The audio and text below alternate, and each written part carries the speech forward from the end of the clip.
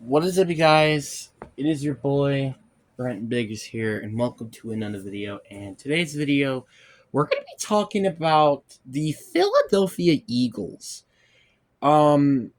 Which obviously, before we get into today's video, I'm going to talk about we're been doing kind of okay as of late. Obviously, we're on the road to getting to 400 subs, so subscribe, like the videos. They always really help me out. Especially that Fortnite tier videos. What was that? Like almost 40 minutes long. So that would be much appreciated if you click off this video and just like it at least, because that video really did took me that long to make, and I would like to you guys to appreciate it. I don't care, but my personal opinion. But obviously, again, we're on the road to 400 subscribers, and a lot of people may not know. There's a little secret that I might put out when we get to 1,000 subs, but there's a time limit to that, and that's until February, the end of February. So yeah, the clock's starting to tick a little bit. You know what I'm saying? We're almost getting to August. You guys almost got 6 months to do it. So yeah, got some time still, but not a lot of it. But anyway, again, now officially enough said, let's get into the video. So let's talk about the Philadelphia frauds. I mean, Eagles. Which I gotta say, they're the most unique situation I've ever seen. Because it's like, they don't even know about anything on their team. Like, I'm not kidding. Literally everything could be amazing or an issue. That's so unique. like quarterback, Jalen Hurts, we don't really know if he's actually the franchise quarterback, as a lot of people have been saying. Well, I guess the only question mark you can say that doesn't have a question mark would be receiving, because you got A.J. Brown, Devontae Smith, which arguably are pretty good receivers, and then maybe Dallas Goedert. But like every position has a question mark. Well, I'm going to go through every team and see, or every position, and see how that goes. Question mark with quarterback is, can this team actually, look, can he play an elite level? Running back, can Saquon Barkley stay healthy and play an elite level? Offensive line, will this O-line play good without Jason Kelce? The defensive line, is it too experienced or young experienced? Linebackers, basically just having talent in general. They don't really have any talent on linebackers, I would say, just since they lost T.J. Edwards. Corners, can these rookies really pan out? And then safeties also a question mark, even though they did sign C.J. Gardner-Johnson back, which I think was very smart. So, you kind of get the point. And I've been saying this a lot as of late. If this team was as good as it was back in 2022, this might be the team to beat in the NFC. I'm not kidding. And you really want proof? Fine, I'll give you proof. So this team, let's just compare them to basically the team to be, as a lot of people are saying in the NFC, the 49ers. Let's compare them. Quarterback situation, we're obviously going off basically it being like the 2022 team. Jalen Hurts will be better.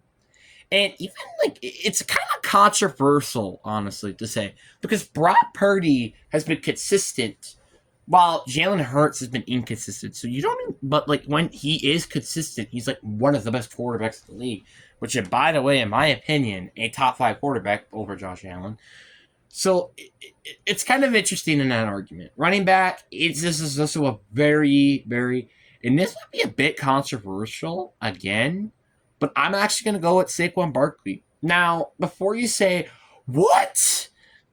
Let me explain. Christian McCaffrey has always had a really good offense around him. He's always had. He really always had. I mean, yeah, he has carried teams, sure. But he at least had a good receiver in DJ Moore. At least. And Curtis Samuel in the part of his career. What Saquon Barkley had, one season of Odell Beckham, that's about it. And Daniel Jones at a quarterback. I don't think there's a lot of excuses for Like there are less excuses for McCaffrey than there is for Saquon, and also ever since he's been with the Niners, he's been playing like an All Pro. But again, you also got to mention how good that offense is and how good the scheme is. So you kind of have to throw that into there. Well, Barkley has been playing good on a shitty team, so in my opinion, that's why I would say Barkley is better. Again, you can sue me all you want in the comment section. I still think Christian McCaffrey is one of the better running backs in the league, obviously. But, I mean, maybe it could be Niners biased. I don't know. Niners, so I'll give them the better receiving core for now because the Niners still have Brandon Ayuk as the time this video has been made. But again, you never know. If Brandon Ayuk doesn't stay, I would easily give it to the Eagles because I don't like Ricky Pascal or Jawan Jennings to try to be as good as Devontae Smith. So, yeah. And also, AJ Brown's already better than Debo. So, I don't think there's really an argument to that. Tight end, I think it's easily. I think it's Niners. I like George Kittle. The offensive line is a bit of an interesting one because you got the Eagles who just lost Jason Kelsey, right? But then you get the Niners, which honestly, the Niners line completely, in my opinion, could fall apart without Trent Williams. So, like, it's kind of a weird situation here. But to me, I think the Eagles do because it had more depth at least. Like, Jordan Matilla and Landon Dickerson. And also still have Lane Johnson. I just forgot about him. Then you got the defensive line. This is actually a little tough to actually decide. Because on the one hand, Niners have Nick Bosa, who's better than every Eagles defensive lineman easily. But on the other hand, the Eagles have like a more depth defensive line. Like they have players like Josh Sweat, Nolan Smith Jr., and Jordan Davis and Jalen Carter. So for that on its own, I think the Eagles' defensive line is better. Again, it's a bit of controversial there. Linebackers, easily the Niners. I think Niners may have the best linebacking group in the NFL, in my opinion. DBs, I still also give to the Niners. Just the Eagles are too young. And safeties, I would also give to the Niners. So let's see here. So quarterback, you got the Eagles. Running back, Eagles. Wide receiver, Niners for now. Niners tight end, Eagles O-line, defensive line, then linebackers, DBs, and safeties. So the Niners were like barely better.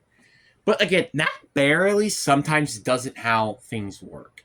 Like for example, I think the Eagles quarterback is easily we're talking about his best miles better than Brock Purdy, in my opinion.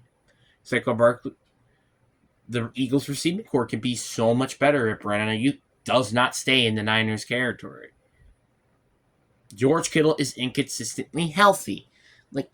Like a lot of things could change with it being specifically like that. So that's where I think the bit of the controversy kind of comes in.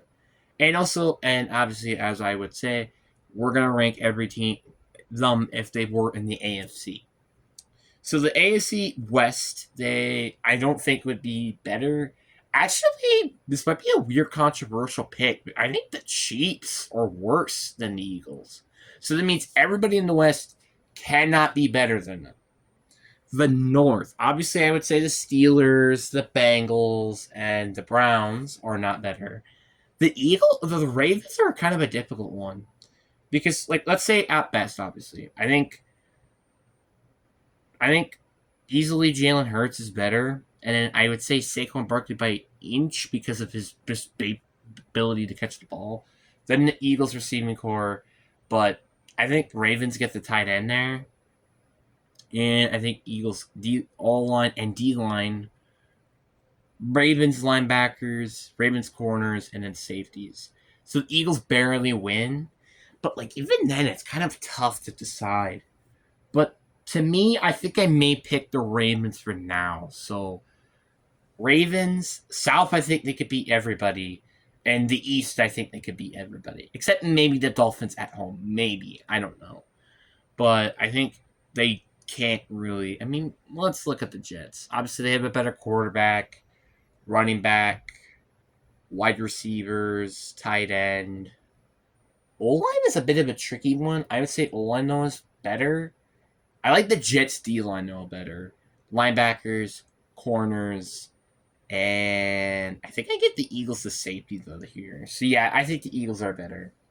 Then the Dolphins, Jalen Hurts. I'm actually going to give it to the Dolphins because of the factor that they have Devon Achane and Raheem Mostert at running back. Wide receiver, I am still going to go with the Dolphins. Tight end, no, I give to the Eagles. O-line, I'm also going to give to the Eagles. D-line, I'm also... Do I give it to the Eagles? That's actually tough because they got Chot Robertson, Jalen Phillips. They actually got a lot of good players. Oh, yeah, well, I don't anymore. Yeah, I give it to the Eagles.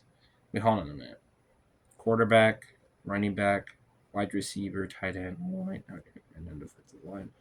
Linebackers, I'd say Dolphins here. Corners, I think Dolphins is because of Jalen Ramsey. And it's safeties, I would also give it to the Dolphins. So I would say, I think by a smidge the Dolphins are better, but again, it's by a smidge. So they're like the third best team in the AFC. So that's interesting. And it's just like, it kind of throws you the perspective of like, wow, this team could be really good at its best. But like, let's say Jalen Hurts was like a good quarterback. It kind of just trumbles down the team in general. And also, this team, if they do end up going against the Seahawks in the playoffs, which has been lately, because I've been making a lot of predictions of them going 10-7. And I know this is like, oh, here comes the Seahawk biased. Oh, no. I'm honestly not going to lie. I think the Seahawks could beat the Eagles. Now, before you say, oh, it's because it's Seahawk bias, blah, blah, blah. They have had a very good track record to beating the Eagles. I don't know why, but they've had a good track record. And I think that's why I think the Seahawks can beat the Eagles. Now, maybe it could be because of Pete Carroll. I don't know.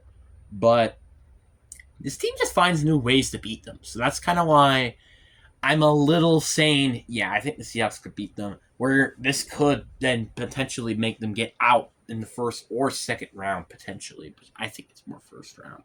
Because I don't think the Seahawks would last longer than the first round, in my opinion. I think they're probably going to be a playoff team at best. So, yeah. So, there are some concerns, but there's a lot of optimism heading into the season, though. Like, the Dallas Cowboys got so much worse during the offseason. The only concern I may have is potentially the Commanders to be in the juggernaut, but even then, like, your defense is going to have to completely turn around under Dan Quinn, which I think they actually can. And you're going to hope that Jalen Daniels will be CJ Stroud for them to even think about winning the division. So, yeah. But anyways, guys, I really do hope you guys enjoyed this video. Peace.